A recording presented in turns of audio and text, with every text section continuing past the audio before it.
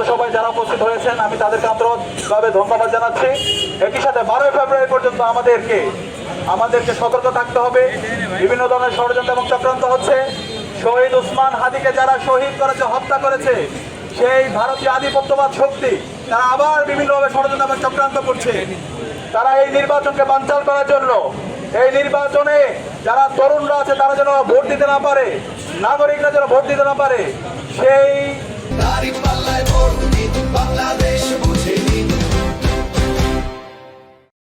পথে অন্তরায় তৈরি করার জন্য বিভিন্নভাবে ষড়যন্ত্র এবং চক্রান্ত করছে।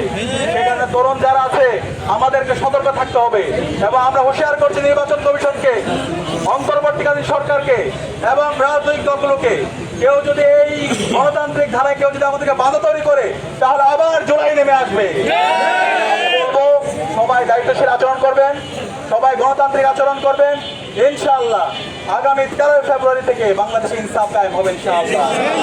সুস্থ ধারার রাজনীতির মাধ্যমেই যারাই নির্বাচিত হবে তারাই আগামীর বাংলাদেশ, তারাই নেতৃত্ব দেবে ইনশাআল্লাহ।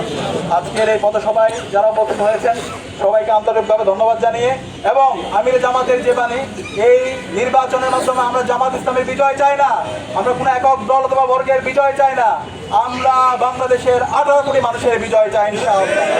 সুতরাং 18 কোটি মানুষের আকাঙ্ক্ষাকে যারা ধারণ করবে, যারা চাঁদাবাজি, টেন্ডারবাজি, সন্ত্রাস, মাফিয়াতন্ত্র, মাদকের বিরুদ্ধে জিরো টলারেন্স নীতি ঘোষণা করবে এবং যারা সংস্কারের পক্ষে থাকবে তাদেরকেই আগামী 12 ফেব্রুয়ারি বাংলাদেশের ছাত্র এবং নাগরিকের তাদেরকেই ভোট দিয়ে তাদেরকে প্রতিনিধি হিসেবে নির্বাচিত করবে ইনশাআল্লাহ।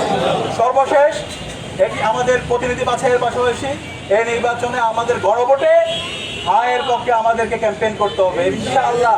ব্যাপক ব্যবধানে হা বিজয়ী হয়ে জুলাই শহীদদের আকাঙ্ক্ষার আলোকে আগামীর বাংলাদেশ বিনির্মাণ হবে ইনশাআল্লাহ। সবাইকে অসংখ্য ধন্যবাদ। আসসালামু আলাইকুম।